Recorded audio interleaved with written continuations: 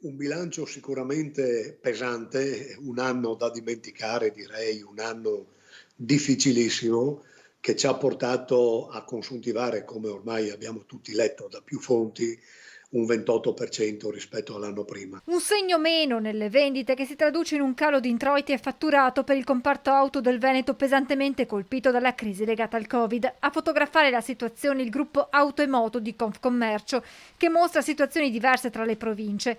Nella marca trevigiana si è registrato un calo del meno 23,63%, più pesante la situazione nel Vicentino con un calo del 29,69%.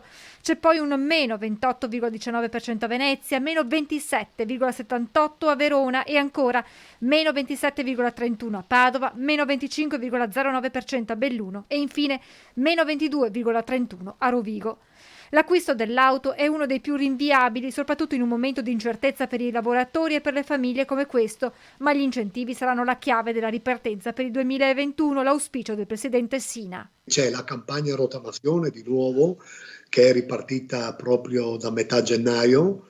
C'è sicuramente un anno che vede segnare sicuramente un segno più. I nostri studi danno delle previsioni di un mercato al più 14%. Da un primo monitoraggio per il mese di gennaio 2021 a Treviso arrivano segnali positivi con l'immatricolazione di 1852 auto, qualcuna in più rispetto alle 1806 di gennaio di 12 mesi fa. Considerando che in Veneto il parco auto per il 60% ha più di 10 anni, l'anno appena iniziato potrebbe essere quello della svolta grazie agli incentivi messi in campo. Concessionario più casa madre, se poi ci aggiungiamo anche la campagna governativa, si arriva anche ad un 35-40% di sconto. Direi che è sicuramente il momento buono per eventualmente sostituire l'auto.